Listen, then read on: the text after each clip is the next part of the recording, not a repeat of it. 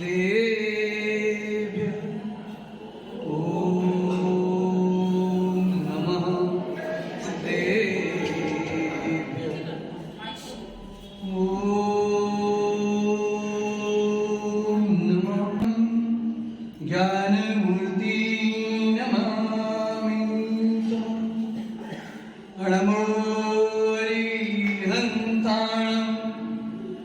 नमो सिद्धाणं नमो छायाणं नमो लोई सवसाम। अनंत अनंत परमेश्वर भगवान की जय। देवादिदेव आदिनाथ भगवान की जय। देवादिदेव शक्तिनाथ भगवान की जय। वर्तमान जिन शासन नायक महावीर भगवान की जय। परम पूज्य आचार्य कुंदकुंद स्वामी महाराज की जय। परम पूज्य आदि सागर महाराज विमल सागर सन्मति सागर महाराज की जय। परम पूज्य आचार्य सुंदर सागर जी महाराज की जय हो। परम पूज्य आचार्य विशुद्ध सागर जी महाराज की जय हो। जय गुरुदेव का समस्त आचार्य संघ की जय। जिन जिन वाणी जिनेन्द्र वाणी सुन लो भैया जिन वाणी सुन लो अल्प बुद्धि से कर रहा हूं स्तन तुम्हारा ही माता, स्तन तुम्हारा ही माता, भूल क्षमा कर देना माता। जिन जिन वाणी जिनेन्द्र वाणी सुन लो भैया जिन वाणी सुन लो भैया जिन वाणी। अपनी चिंता कर दो पर की चिंता छोड़ो रे, पर की चिंता छोड़ो रे। उत्तम कार्य यही होता है। जिन जिन वाणी जिनेन्द्र वाणी सुन लो भैया जिन वाणी सुन लो भैया जिन वाणी।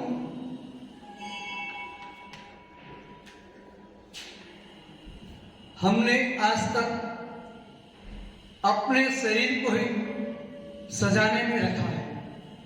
ये शरीर किसी का न हुआ है न होगा। अनादि से हमने कितनी पर्याय बदली, कितने शरीर मिल चुके हैं, लेकिन फिर भी हमें ज्ञात नहीं हो रहा है। मात्र इस शरीर को सजाने के पीछे हमने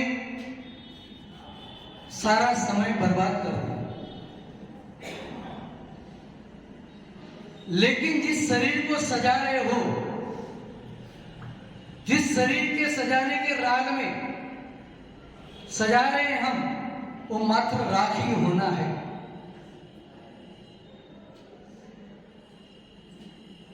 यहां आचार्य से हमें कह रहे थे कि जो जीव इस संसार में खड़े खड़े निकल जाता है वो शिव कहलाता है, और जो लेटे लेटे निकलता है वो मुर्दा कहलाता है। अब सोचना हमें ये है कि हमें शिवत्व की यात्रा करनी है कि अब मुर्दा बन के निकलना है। देखो ये दुनिया मात्र स्वार्थ से भरी हुई है। यहां आपके कितने भी प्रिय हो, कितने भी प्रिय हो, मगर सब स्वार्थी हैं। जैसे किसी व्यक्ति की प्रिय व्यक्ति की मृत्यु होगी, घर में अस्पताल में है, सामने से अपने संबंधियों के फोन आएंगे तो क्या कहेंगे? उस व्यक्ति का नाम नहीं लेंगे। क्या कहोगे? तो भैया लाश आ गई क्या? क्या इस व्यक्ति का नाम लोगे आप? नहीं लेते हम, मात्र यही कहते हैं कि लाश आ गई क्या। तो सोचो, जब जिंदा थे तो अपने से अच्छे लगते थे, अब मुर्दा होने के बाद लाश कह रहे हैं, मरने के बाद लाश कह रहे हैं हमें। तो कितना शरीर को समझाओगे? मात्र स्वार्थ है, स्वार्थ के पीछे सारी दुनिया पड़ी हुई है।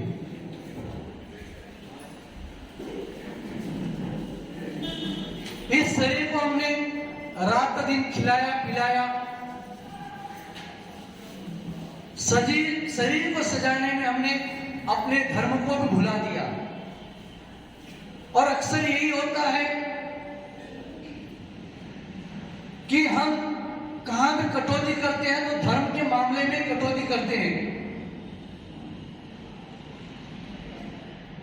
हमें कहीं शादी ब्याह में जाना है, कटौती कहां करोगे? रोज घंटे भर पूजा कर रहे हैं, वहां मात्र 10 मिनट पूजा करेंगे। क्या तुम्हारे बिना शादी ब्याह नहीं हो सकते? लेकिन नहीं, मात्र हमने अपने स्वार्थ के लिए बस यही देखा है कि अपना ये सब कुछ चलना चाहिए, क्योंकि हमें जाना कहां है? नीचे ऊपर। ऊपर जाने के लिए ऊपर आना पड़ेगा, ऊपर जाने के लिए ऊपर आना पड़ेगा, और नीचे जाने के लिए नीचे ही रहना पड़ेगा। यानी हमने अपने सगे संबंधियों के पीछे अपना सारा जीवन खो दिया। एक सेठ जी थे, उनको संतान नहीं हो रही थी। अब वो किसी साधु के पास गए, उन्होंने कहा हमें संतान नहीं हो रहे, आशीर्वाद दे दो। ठीक है, साधु तो अभी ठीक है, साधु कर क्या सकता, आशीर्वाद दे दिया। लेकिन साधु ने एक शर्त रखी कि भैया जिस दिन आपके संतान हो जाएगी उस दिन आपको साधु बन जाना है, घर छोड़ देना है। अब बनी होते सारे कपटी। कहा भी हमेशा कहीं पर बोर्ड भी लिखा होता है कि भारत के सर्वश्रेष्ठ नागरिक बनिए। क्या होता है? भारत के सर्वश्रेष्ठ नागरिक बनिए। अब सेठ ने कपट दिखा दी, हाँ महाराज जी, जब संतान हो जाएगी तो हम दीक्षा ले लेंगे आपके पास आके। साधु तो भोला जीवन है, गौ होता है, गौ जैसे होता है ना, आपका पड़गान करते हो यहाँ पे तो 3 प्रदक्षिणा दे दी, भले उस गौ को बांध के ले जाओ 2 किलोमीटर तक, बेचारे चले जाएंगे पीछे पीछे आपके, एक कभी मना नहीं करेंगे। साधु सीधे थे, मान गए। अब उन सेठ के घर में संतान भी हो गई। साधु का आगमन पुनः हुआ उस गांव में।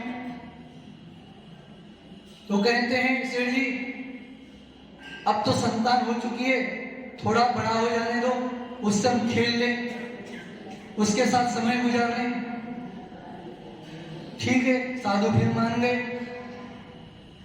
पुनः साधु चले गए, कुछ समय बाद पुनः आए, वही बात हुई। फिर सेठ जी कहते हैं अब बालक थोड़ा बड़ा हो चुका है, स्कूल जाने दो, स्कूल कॉलेज हो जाएगी इसकी और नौकरी वगैरह कर लेंगे, फिर हम निकल जाएंगे।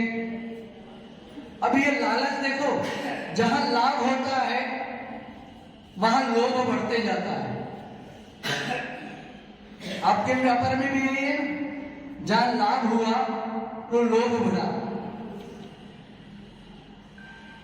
बस पुनः एक बार आए, साधु हुई तो पुनः वही सेठ जी को बोल रहे हैं भाई ले लो दीक्षा। नहीं, अब बेटे की शादी करनी है, शादी करने के बाद हम दीक्षा ले लेंगे। अब ऐसी माताएं सोचती है ना बहुत सारी, घर में बहू आ जाएगी तो हमारा काम तो कुछ रहेगा नहीं, हम निकल जाएंगे घर से, लेकिन बेचारी निकल नहीं पाती, क्योंकि वही पोता पोती देखने का मन फिर बढ़ते रहता है। पुनः वही हुआ, पुनः आया गुरु। अब वो कहता है अब शादी तो हो गई, अब पोता पोती का मुंह भी तो देख लूं, क्योंकि ये हमारा सारा जीवन हमने बच्चे की तो धोई, लेकिन बच्चे की भी धोने की इच्छा हमारी पड़ी हुई है। कब तक धोते रहोगे? निकलना तो पड़ेगा ही।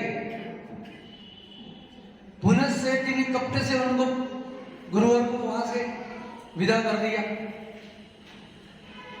अब जब वृद्धावस्था आई, पुनः आए हो आचार्य वर्ग, तो कहता है हे भगवान निकल तो जाओ, लेकिन क्या करूं, घर में जो पत्नी है बीमार है, उसकी सेवा करनी है, और निकल उससे निपट जाऊं तो आपके साथ निकलूं। बताओ, जीव कहां से कहां निकल गया, बुढ़ापा भी आ गया, फिर भी निकलने की इच्छा नहीं हो रही है। अब जब अंत समय आया, सेठ जी मर गए। अब जो कहते हैं हमारे आगम में कहा है कि जो जीव का धन जहां छुपा होता है वहां मर के सांप बन के बैठ जाता है, और वो सेठ जी वहां भी सांप बनकर बैठ गए। अब बेटा सोचता है अब धन मिले तो कैसे मिले, तो किसी तांत्रिक मांत्रिक को बुलाया, उसने कहा जहां सांप रहता है बांबी में, उसमें गरम गरम तेल डाल दो तो आपका काम हो जाएगा। अब धन के लालच में देखो, उस जीव ने उस बांबी में गरम गरम तेल छोड़ दिया और सांप मर गया। यानी इसका तात्पर्य है कि हमने सारा जीवन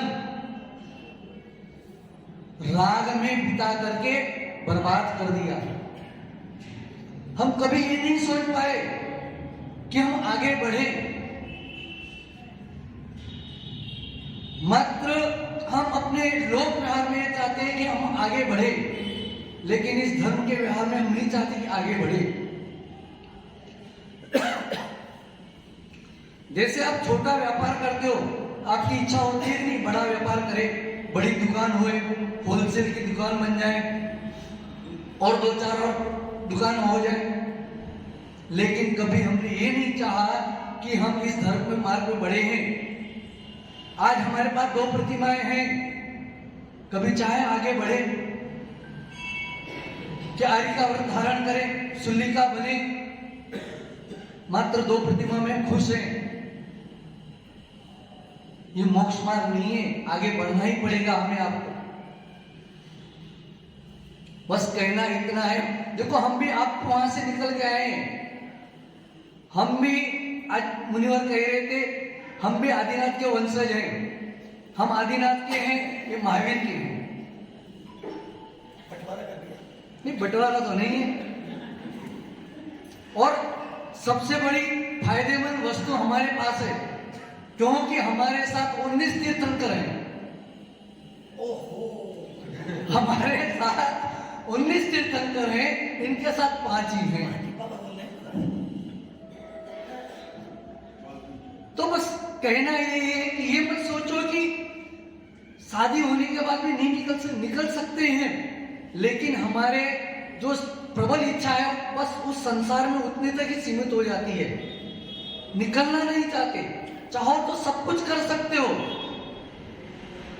हमने कहा हम भी आप में से निकल कर आए हैं, और हमने जो उद्यम किए शायद न किए हो किसी ने, लेकिन पता नहीं आचार्य श्री की वाणी सुनी और भाव बदले, बढ़ते बढ़ते यहां तक पहुंच गए। बस अब यही है कि 8 कर्म को अक्षय कर करके सिद्ध अवस्था को प्राप्त कर ले। अब आचार्य श्री को सुनना है। ओम नमः शिवाय।